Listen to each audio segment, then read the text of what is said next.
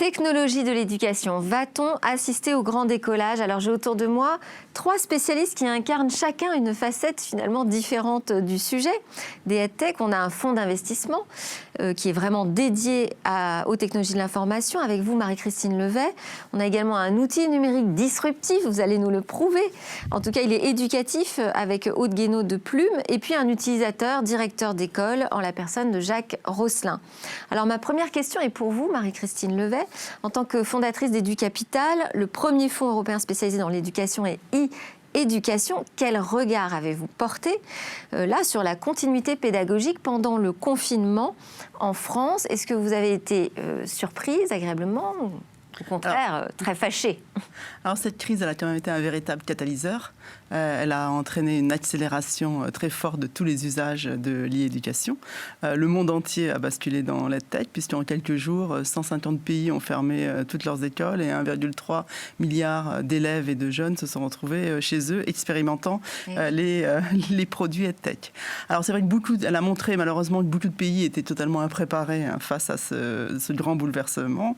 Et en France, la continuité pédagogique a eu du mal à marcher, parce qu'on faute d'investissement dans ce domaine depuis des années, faute aussi de formation des professeurs. Mais finalement, le système D s'est installé. Je pense parents, élèves, professeurs ont utilisé les outils.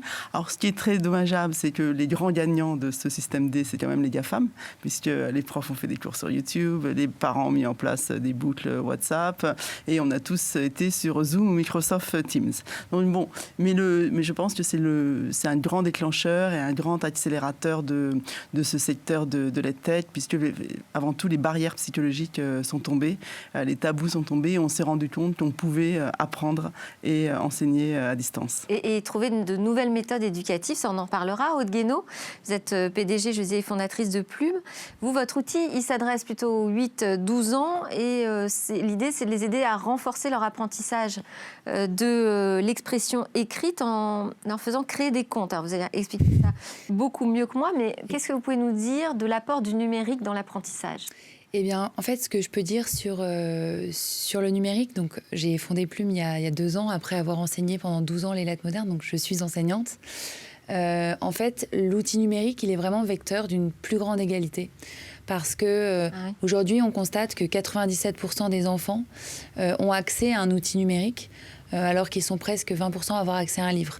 Donc en fait, l'outil numérique permet à des enfants de tous milieux sociaux d'accéder à des contenus qualifiés et extrêmement intéressants. Il est aussi intéressant parce qu'il est vecteur d'inclusion sociale pour tous les enfants qui rencontrent des troubles des apprentissages. Nous, par exemple, on développe une interface qui est spécifique pour les enfants dyslexiques. Par exemple, on a des polices spécifiques, on a la possibilité d'écouter les textes, etc. L'idée, c'est vraiment de pouvoir apporter des fonctionnalités et une interface qui va mettre tous les enfants dans des situations de réussite. Et c'est vraiment, je pense, le propre des outils numériques aujourd'hui et la force de certains produits EdTech de pouvoir mettre les enfants dans des situations de réussite. Donc, dans le cas de Plume, on a une application qui permet en fait aux enfants de compléter des histoires en ligne. Ils vont choisir le début d'une histoire qui est adaptée à leurs compétences. Et pour accéder à la suite, ils vont devoir eux-mêmes écrire. Et plus ils écrivent, plus ils sont incités à écrire. Et à la fin, ils vont même éditer leur propre livre. Alors, ils n'écrivent pas à la main, donc ils tapent sur Mais ils peuvent écrire à la main, en fait. Parce que l'idée, c'est pas du tout d'avoir un rapport clivant au numérique. Le numérique est vraiment au service du réel. Donc, si les enseignants, si les parents, si les enfants ont envie d'écrire à la main, c'est tout à fait possible. Ensuite, il suffit de prendre une photo de ce qu'ils ont écrit. Mais en revanche, des enfants qui, par exemple, ont une AVS ou ont besoin du correcteur, etc., ont besoin de dicter une assistante de vie scolaire, eh bien, ils ont la possibilité de le faire avec l'interface numérique. Jacques Rosselin, vous dirigez la nouvelle école du journalisme, l'EFJ. Pendant le confinement, qu'est-ce qui s'est passé dans votre école ? Eh bien, comme vous l'avez dit, il y a eu continuité pédagogique. Je pense que des écoles dans le supérieur et des écoles professionnalisantes, comme l'EFJ, ça s'est fait peut-être plus naturellement que dans l'école, dans l'éducation nationale par exemple, ou au lycée. Moi j'ai une fille donc qui a elle fait des cours aussi sur son lycée parisien. Donc j'ai vu la différence. Nous en fait ça s'est bien passé. Et alors je pense que cette histoire de crise sanitaire, ça a été vraiment le coup de massue qui rend lucide, c'est-à-dire on a tout à coup découvert des tas de choses sur ce qu'on enseignait et sur les métiers qu'on enseignait. Je pense que ça a été salutaire. C'est pas qu'une découverte d'outils, c'est ça? C'est une découverte de mode d'apprentissage aussi? C'est une découverte de mode d'apprentissage, c'est une découverte finalement du fond du métier d'enseignement du journalisme. Finalement, qu'est-ce qu'on enseigne? C'est quoi qu'on enseigne aux étudiants? Et on a été obligé en fait de remettre en question les différents cours, puisqu'on a dû les refaire assez vite avec...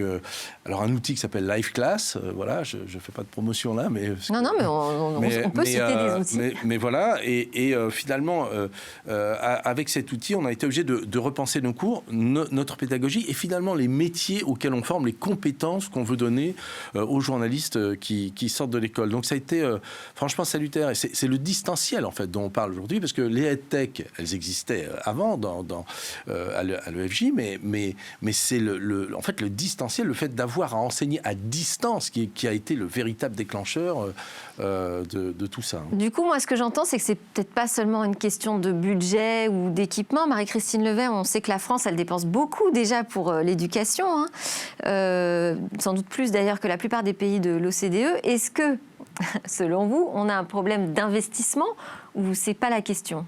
Alors, on a 3 problèmes en France. Le premier problème, ça a été le problème de formation quand même des profs. Oui. Les profs n'ont pas été assez formés au numérique. Ça fait 20 ans que l'Internet existe. Voilà. Donc il y a urgence à reformer les profs. Et d'ailleurs, on peut utiliser pas mal d'outils nouveaux pour former les profs. Donc ça a été un des problèmes dans cette période de confinement. C'est que beaucoup de profs n'étaient pas formés à l'utilisation de ces nouveaux outils. Le deuxième problème, c'est qu'il faut investir dans l'innovation pédagogique. C'est tout à fait ce qui a été dit. Dans les années passées, on a beaucoup investi dans l'équipement. C'est-à-dire on a donné des tablettes, on a donné des ordinateurs, il y a eu des tableaux blancs interactifs. X plans tablettes, on a dépensé 2 milliards dans ce domaine. Ouais. Et on a très peu investi, quelques dizaines de millions, dans l'innovation pédagogique. C'est comment c'était nécessaire, c'était quand même un passage nécessaire, cet investissement matériel?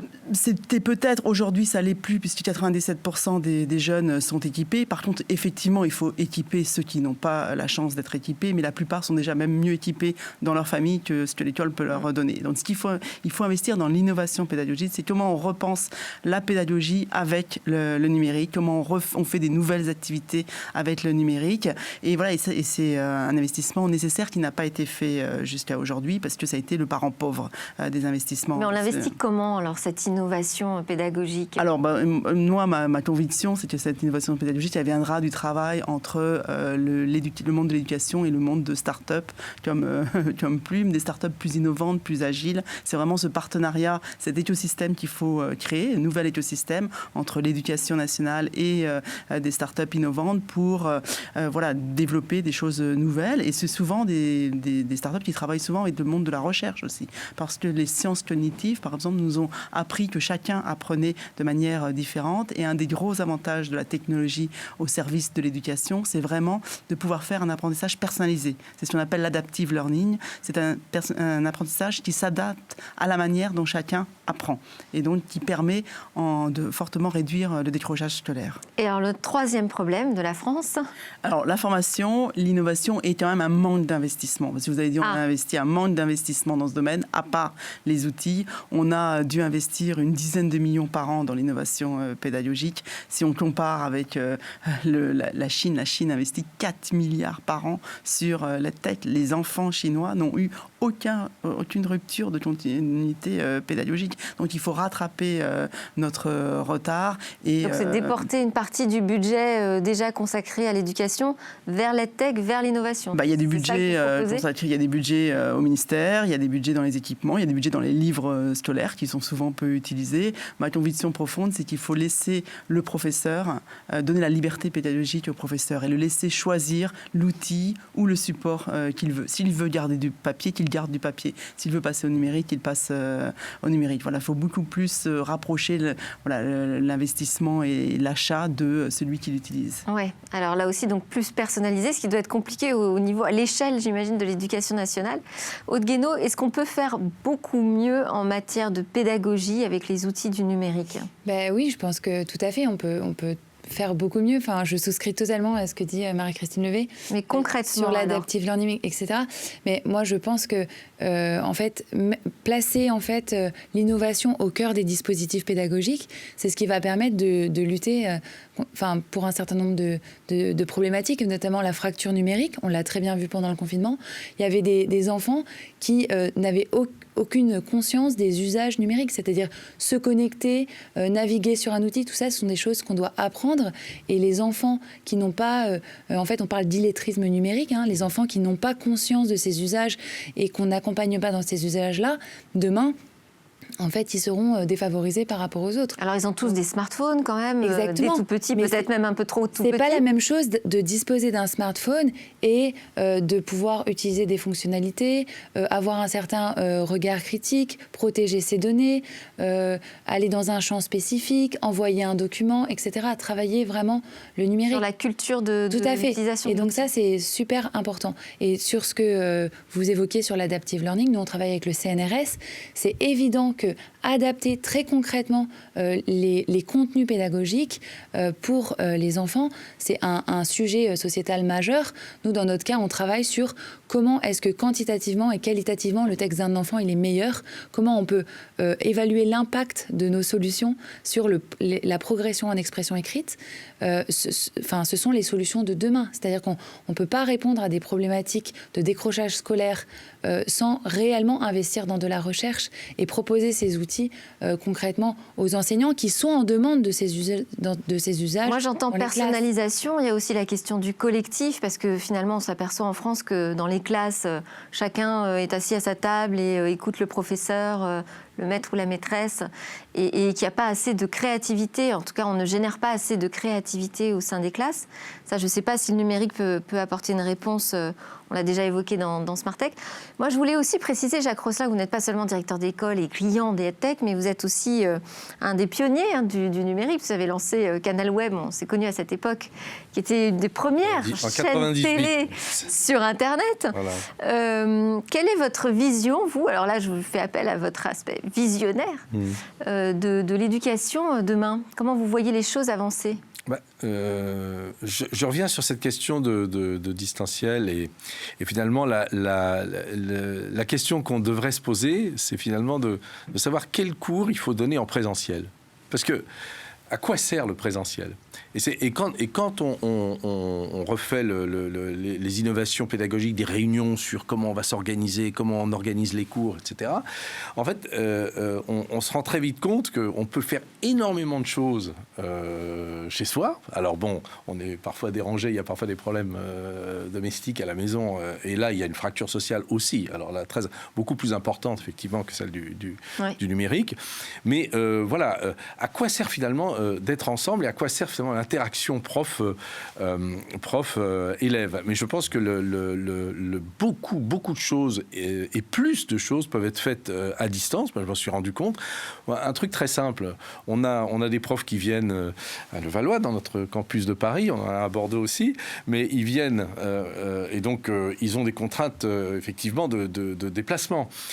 Aujourd'hui, le distanciel, le développement du distanciel à l'EFJ, il nous permet tout à coup d'avoir des profs étrangers, des profs qu'on n'aurait jamais osé solliciter parce qu'ils sont en Suisse, parce qu'ils sont en Belgique, parce qu'ils sont aux États-Unis. Et ça, c'est absolument génial. Autre chose, par exemple, il y a des tas de cours en distanciel qui sont accessibles dans d'autres écoles du groupe. Pourquoi ne pas donner accès à ces cours aux étudiants de l'école de journalisme ? Donc on multiplie l'offre, on multiplie la qualité de l'offre parce qu'on peut sélectionner des profs, y compris qui sont loin. Donc ça, le distanciel apporte énormément de choses. Donc moi, je suis un militant du distanciel potentiel, mais en même temps, il faut qu'on réinvente le présentiel. Ça sert à quoi d'avoir 30 gus dans une salle de classe? C'est un peu la même question que ce qu'on se pose avec l'intelligence artificielle. C'est finalement, on redessine la place de l'être humain dans la société et aussi à l'école. Parmi les startups sur lesquelles vous misez chez Educapital, qu'est-ce que vous voyez comme projet vraiment qui prennent aujourd'hui de l'ampleur et qui pourraient s'imposer, peut-être pas en septembre, mais assez rapidement? Alors, il y a des grandes tendances, on en a parlé. La première grande tendance, c'est vraiment l'utilisation de l'intelligence artificielle, l'utilisation des data pour donner justement cet apprentissage personnalisé. Alors, l'apprentissage personnalisé, c'est rien de plus que ce que faisait le prof de campagne quand il avait 3 élèves dans une classe. Sauf que là, on peut le faire à grande échelle. On peut le faire dans des classes de 30 et chacun peut avoir son programme qui lui permet de progresser. Et c'est ça qui réduit le décrochage. Le deuxième, c'est l'usage de tout ce qui est réalité virtuelle. Alors, soit avec des casques, le jour où les casques ont vraiment baissé de leur prix, mais ça va venir, soit en 3D. Et typiquement, nous, on a investi dans une société au Danemark qui fait des laboratoires virtuels pour l'apprentissage des sciences. Parce que c'est vrai que pour la chimie et la physique, il faut manipuler. Et il n'y a rien de pire que d'apprendre des formules un peu rébarbatives et finalement peu d'élèves. Alors, il y a des classes adaptées aujourd'hui qui permettent de faire des laboratoires, ça coûte cher. Donc, les élèves y vont très peu. Il n'y a pas assez de laboratoires pour que tout le monde puisse manipuler tous les jours. Ils y vont peut-être une fois par semaine. Et là, on a des laboratoires virtuels où on manipule, on fait ses expériences en 3D. Le prof fait une expérience, la partage avec ses élèves. Et ensuite, sans danger en plus. Voilà, sans danger. Et ensuite, c'est l'utilisation de tous les outils de gamification. Parce qu'il faut quand même voir que les jeunes aujourd'hui, 70% considèrent YouTube quand même comme leur premier moyen d'apprentissage. Ils sont dans cet univers de jeux de gamification. C'est utiliser cette gamification, mais sans tomber dans les excès, mais justement pour apprendre, pour faire des choses utiles.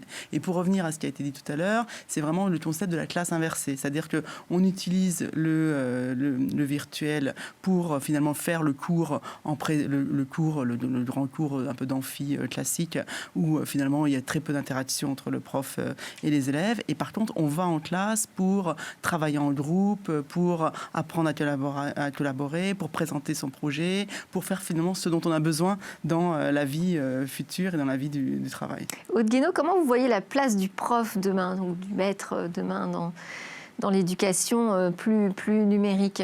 Est-ce qu'il aura une place? Parce qu'il y a aussi des enseignements, absolument. Je pense à l'école 42 par exemple, où on a décidé que finalement le prof était l'empêcheur d'être créatif, quoi. Oui, tout à fait, mais je pense que à l'école primaire et au collège, donc là où j'ai enseigné, effectivement, la place de l'enseignant, elle appelle à être repensée, mais justement, l'enseignant, il doit devenir un spécialiste de la relation pédagogique avec l'élève, il doit être un spécialiste des dispositifs didactiques à mettre en place, et là est toute sa valeur. Je veux dire, aujourd'hui... C'est-à-dire qu'il n'a plus besoin d'avoir une expertise dans des matières, dans certains domaines? Mais c'est ça qui permet en fait de mettre en place des dispositifs didactiques ultra performants. Mais aujourd'hui, nombre d'enseignants, nombre de collègues font des tâches qui apportent peu ou pas de valeur à leurs élèves. Ce dont on a besoin pour une classe plus juste et pour une société vraiment bienveillante avec les élèves sont des enseignants bien formés, avec des outils performants qui leur permettent de répondre aux besoins de tous leurs élèves dans la classe, qui est souvent chargée et qui a souvent des profils très diversifiés, en fait. Oui, Marie-Christine Levet. C'est vrai qu'il y a eu un faux débat, parce que cette crise, je trouve qu'elle a montré le rôle crucial du professeur. Parce que le décrochage, il a souvent été lié au décrochage avec l'école et avec son professeur, plus qu'avec le numérique. Et la technologie, elle est vraiment au service du professeur. Elle ne remplace absolument pas le professeur. C'est un faux débat. Elle est à son service pour lui permettre d'inventer cette... C'est vrai que si le prof décroche, là, pour le coup, l'élève ne peut pas du tout assurer la continuité. On va revenir quand même à la fracture sociale, quand même, puisque l'environnement à la maison, il est très important dans l'éducation traditionnelle. Et dans l'éducation numérique, il l'est encore plus, puisque finalement, il y a beaucoup de choses qui sont faites en tutoriaux, à la maison, etc. L'environnement familial et social, donc, il est clé. Et là, on s'est aperçu, là, effectivement, qu'il y a des différences. Oui, mais c'est pour ça que pour moi, dans les petites classes, le prof est clé. Et la technologie, elle doit être utilisée à l'école. Alors, bien sûr, oui, parce qu'il est à l'écoute, parce qu'il accompagne, parce qu'il connaît le contexte de ses élèves aussi. Grands, ils peuvent l'utiliser. Oui, et là, je dirais le fait d'être ensemble, peut-être dans une classe, là, du coup, un rôle. C'est pour ça que les EdTech, je pense que c'est un terme très vaste. Alors, moi, j'entends mais les EdTech peuvent être en classe aussi. Oui, mais j'entends parler de primaire et de maternelle, de primaire, etc. Je pense qu'on ne peut pas traiter de manière complètement uniforme, d'un côté l'enseignement supérieur, le lycée, le collège et le primaire. Et alors justement, quand vous entendez donc, ces technologies, cette révolution de l'apprentissage, cette nouvelle formation des profs peut-être aux sciences cognitives davantage qu'aujourd'hui, tout ça, ça vous semble réaliste? Vous êtes directeur d'une école. Hein. Est-ce qu'on peut changer de modèle oui. Comme ça, là, rapidement? Bon, vous allez me dire non, rapidement, mais... l'enseignement supérieur ou l'enseignement professionnalisant et le reste. Dans le domaine de l'enseignement supérieur, oui. On peut changer de modèle. On peut changer, on peut changer. Je pense que le plus délicat, ça sera de changer pour les petits. C'est là que se posent à la fois les problèmes d'accès à la technologie, les problèmes d'environnement familiaux, etc. Donc Alors, Aude Guénaud, justement, vous êtes plus tourné vers les plus petits. Oui. Quelles sont les conditions qu'il faudrait réunir pour qu'on ne soit plus juste dans le cadre d'une start-up comme Plume, mais que ce soit vraiment une révolution qui soit embarquée par l'ensemble de la nation? Alors, pour moi, ce qui est super important, c'est de mettre à disposition des enseignants des chèques, par exemple EdTech, pour leur permettre de souscrire, comme disait Marie-Christine Levet, hyper librement aux outils qui leur paraissent pertinents en fonction de leurs usages, en fonction de leur progression pour respecter leur liberté pédagogique. Des choses hyper concrètes qui vont leur permettre de mettre de l'innovation pédagogique dans les classes très concrètement. Et vous, Marie-Christine Levet, vous les voyez, les profs, vous les rencontrez, vous êtes en contact avec l'Éducation nationale Oui, alors comment ça se passe? Alors, il y a beaucoup de profs qui utilisent plein d'outils, qui font plein d'expérimentations, qui utilisent. Il y en a beaucoup d'autres qui peuvent être des fois un peu réfractaires au numérique, souvent parce qu'ils n'ont pas été formés. Donc je pense que la formation des professeurs est cruciale et je pense que ça sera l'une des priorités du ministère, de vraiment former les profs pour qu'ils apprennent avec le numérique et qu'ils apprennent aussi le numérique aux élèves. Et là, il y a des startups qui sont pertinentes là, sur la formation? Il y a des startups qui sont très pertinentes dans le domaine de la formation professionnelle. La France était quand même assez en avance. On parle des retards de la France, mais on était assez en avance dans le domaine de la formation professionnelle ou de la formation tout au long de sa vie. Il y a des startups comme Open Classroom ou 360 Learning qui sont vraiment des startups prometteuses dans ce domaine et on pourrait utiliser justement ces outils, un outil comme 360 Learning pour former les profs. Mais pour l'instant, on n'est pas encore à ce stade de professionnalisation de la formation des profs, si je vous suis bien. Il y avait une statistique sur les journalistes qui disait, il y a un an ou deux, il y a un tiers des journalistes qui ne sont pas formés au numérique encore aujourd'hui en Europe. Un tiers des journalistes. Alors, ce n'est pas le cas, évidemment, à Bismart, j'imagine. Et sur Smartech, encore moins. Voilà. Et alors, est-ce qu'il y a une statistique comparable pour... Mais là, ce qui était très intéressant pendant le confinement, c'est qu'on a touché non seulement des enseignants qui sont acculturés aux nouvelles technologies, mais on a aussi touché des enseignants qui, par la force des choses, ont dû s'y mettre. Et donc, moi, je suis dans beaucoup de groupes d'enseignants, étant enseignante moi-même, et en fait, les collègues disaient, c'est la meilleure formation qu'on ait jamais eue, c'est le confinement, parce que par la force des choses, on a dû forcer le destin et se mettre aux nouvelles technologies. Et peut-être aussi qu'ils ont eu un peu plus le temps de s'approprier les outils. Alors, Aude Guénaud, je crois savoir que vous aviez une annonce à partager avec nous en exclusivité dans Smartech. Et oui, on annonce du coup notre levée de fonds aujourd'hui. On est hyper heureux d'annoncer notre pré-seed qui va accompagner vraiment le recrutement d'une part, l'accompagnement à l'international d'autre part, et puis le développement de tout ce qui est machine learning. Vous êtes pour quelque chose, Marie-Christine Levet? Non, peut-être pour le futur. Exactement. Très bien, félicitations. Merci beaucoup à tous les trois pour vos éclairages sur ce sujet. Et puis juste après la pause, on va partir dans l'espace.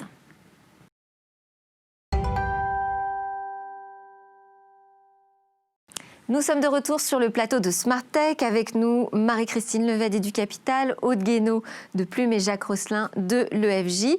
On va totalement changer d'orbite maintenant avec notre nouvelle invitée. Bonjour Armand Taïeb. Bonjour. Alors, vous êtes président fondateur de Tesla Magazine. Le nom est assez explicite. Vous êtes entièrement dédié à l'actualité d'Elon Musk, dont Tesla, mais dont aussi SpaceX. Il y a eu un lancement réussi récemment d'une capsule réutilisable.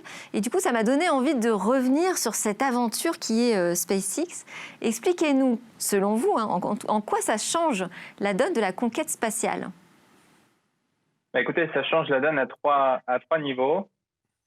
Le premier, c'est que maintenant, ça ouvre la voie aux vols commerciaux. Donc, ça devient une réalité grâce au partenariat avec Space Adventures, qui est un opérateur comme pourrait l'être Air France pour les vols. Et ça ouvre également la voie à une réduction des coûts qui a été le leitmotiv de la création de SpaceX. L'idée, c'était de réduire les coûts. Et ça a été réussi grâce aux lanceurs. Donc, si vous avez suivi le lancement le 30 mai, sont revenus sur Terre une fois le lancement effectué. Et ça, c'est permis grâce à une technologie qui est la propriété de SpaceX, qui est donc la réutilisation des lanceurs. Et c'est quelque chose de très novateur, qui implique beaucoup de technologies, notamment des technologies qui permettent de sécuriser les lanceurs une fois qu'ils reviennent sur Terre. Et ainsi de réduire drastiquement les coûts. Tout le monde comprend que lorsqu'on réutilise une ressource qui est déjà utilisée, et ben lorsqu'elle est réutilisée, justement, elle coûte moins cher. Donc ça, c'est vraiment un pari réussi en termes de R&D. Et le troisième point, c'est tout ce qui va être désormais on ouvre une voie à une nouvelle géopolitique de l'espace grâce à l'ouverture au marché spatial pour une société privée. Donc qui a envoyé des hommes dans l'espace, on l'a vu, c'est des vrais humains. Et donc maintenant, ça ouvre la voie à tous les pays qui souhaitent envoyer des gens dans l'espace. Désormais, il suffit simplement de donner le chèque le plus important, donc c'est une société privée, et de booker un vol. Donc il faut savoir que le carnet de vol pour les 2 prochaines années est assez plein. Mais il y a déjà quelques personnalités qui sont pressenties à être envoyées comme Thomas Gasquet et Tom Cruise dans les premiers à partir. Donc voilà, c'est quelque chose de nouveau. Tous les pays peuvent maintenant avoir accès à cette technologie. Il suffit d'en faire la demande et d'être franc vis-à-vis de SpaceX. Oui, d'avoir un bon carnet de chèques. Et alors, autour de SpaceX, il y a d'autres projets technologiques qui se sont développés. Je pense notamment à Starlink, qui projette en fait de couvrir l'ensemble de la planète à partir de centaines de satellites. Il y a d'autres choses comme ça innovantes autour de SpaceX, parce qu'Elon Musk est un peu le spécialiste. Je sais qu'il y a aussi des projets de barges autonomes, de robots. Oui, il y a 3 projets effectivement qui sont totalement disruptifs liés à SpaceX et qui sont totalement aussi dans le business plan. Et ça, les gens effectivement le perçoivent peut-être pas assez, mais SpaceX est une société qui a vocation à emmener les hommes sur Mars. Donc, à partir du moment où on a un projet comme ça, il faut assurément des sources de revenus qui soient très tangibles économiquement. Et Starlink, donc c'est un opérateur, donc là tout le monde comprend la rentabilité. Ensuite, il y a la création d'une base lunaire qui sera assurée en grande partie par SpaceX. Donc là aussi, c'est de la création, c'est totalement nouveau. Et effectivement, il y a une vision prospective qui est celle d'envoyer des centaines d'humains sur Mars et qui se passera via des barges qui seront positionnées dans l'Atlantique. Donc Elon Musk en parle régulièrement sur Twitter.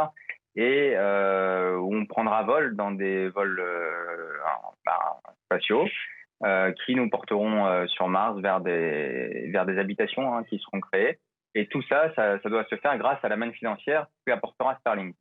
Donc l'objectif, c'est vraiment de connecter tout le monde à l'Internet, un Internet qui sera ultra rapide et qui sera surtout disponible partout pour un même opérateur. Donc c'est quelque chose de très disruptif.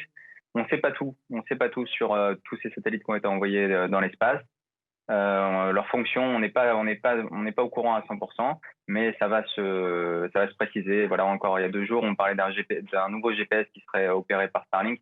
Il y a beaucoup de choses qui sont possibles. Donc vous suivez ça attentivement, Armand Taïeb dans Tesla Magazine. Merci beaucoup pour ce premier tour d'horizon, on va dire, du projet SpaceX. Et puis on va partir découvrir des robots maintenant.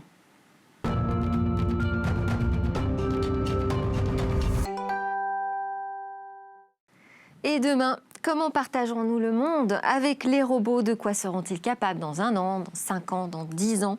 La France comptera-t-elle dans cette course à la robotique intelligente? Eh bien, il s'avère que cette année devait justement être celle de la robotique en France. Des milliers de robots étaient prévus en Nouvelle-Aquitaine ces jours-ci. Et puis le coronavirus a tout arrêté. Les robots sont restés confinés.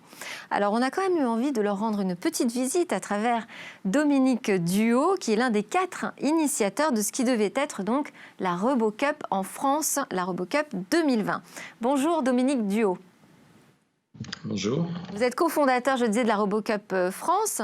Et donc, j'imagine que vous êtes très triste là, à la minute où je vous parle, parce qu'on devrait être à la dernière journée de la RoboCup, qui a donc été annulée. Vous avez laissé les robots chez eux.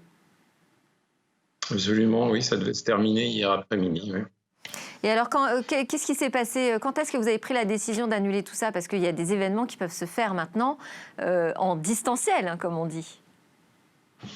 Oui, là, la difficulté, c'est quand même que si on veut que les équipes de robots se rencontrent physiquement sur le terrain, il faut qu'on puisse les faire venir sur place. Donc, c'était très difficile de faire une compétition à distance. Ça pouvait se faire sur les compétitions en simulation, mais pas sur les compétitions en robots réels où les robots s'affrontent sur le même terrain.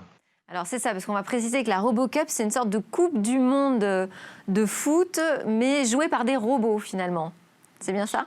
Alors, il y a quatre grandes épreuves différentes à l'intérieur de la RoboCup. Il y a effectivement le foot, où là, l'objectif, c'est d'étudier des groupes de robots, des équipes de robots qui s'affrontent dans des univers hostiles, puisqu'en face, on a une équipe qui essaye de vous empêcher de faire ce que vous voulez faire. Et il y a trois autres catégories qui sont les robots à domicile, où là, il s'agit de simuler un appartement et de simuler des services d'un robot dans un appartement. Ensuite, il y a une épreuve en rescue qui est l'épreuve sur désastre, c'est-à-dire après un tremblement de terre, par exemple. C'est venu après le tremblement de terre de Kobe. L'idée, c'est de déployer des flottes de robots pour aller aider et cartographier les environnements. Donc ça, c'est une épreuve particulière. Et la dernière épreuve, c'est une épreuve industrielle, où là, les robots doivent, en équipe, construire le plus rapidement possible, résoudre le plus rapidement possible un problème. Donc ils ont une tâche à résoudre. Et alors, vous avez préparé quand même cette édition avant de la reporter. Qu'est-ce que vous avez pu constater en matière d'intelligence artificielle, de progrès sur l'autonomie des robots? Qu'est-ce qui était prévu? Qu'est-ce qu'on ne verra pas cette année? Alors, je peux faire part de mon expérience, puisque j'ai participé à la première RoboCup il y a plus de 20 ans. Et donc, l'évolution est colossale, mais c'est comme dans toutes ces technologies qui avancent très très vite. Les robots maintenant jouent au football d'une façon visiblement belle, c'est-à-dire ils arrivent à se faire des passes, ils vont très très vite, ils vont sur le terrain. En termes d'intelligence artificielle, ça veut dire qu'ils sont capables de prendre des décisions en temps réel et de reconnaître la situation d'une façon impressionnante.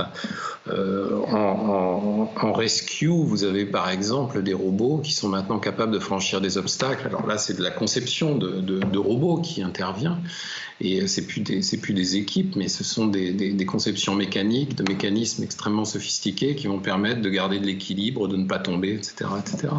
Il y a énormément de progrès, et c'était à l'origine une épreuve d'intelligence artificielle. C'est aussi devenu une épreuve de robotique avec la réalisation et la construction de robots. Et alors vous êtes également professeur en informatique à l'Université de Bretagne Sud. Vous avez dirigé plusieurs projets en matière de robotique pour le CNRS notamment. Vers quoi sont tournés là actuellement vos travaux de recherche ? Oui, alors effectivement, c'est même ma fonction principale d'être prof à l'université.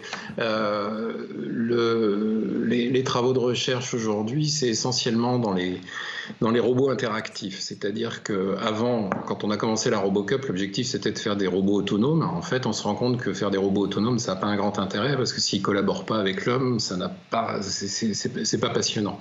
Alors collaborer avec l'homme, ça peut être des robots, par exemple à domicile, quelqu'un qui vous aiderait à domicile dans votre vie de tous les jours, et à ce moment-là, il y a toute une dimension sociale qui intervient, et là on rentre sur des domaines qui sont plus de la science dure, je dirais, c'est de la science psychologie, civisme, il faut être poli, il faut respecter des règles sociales, etc., etc.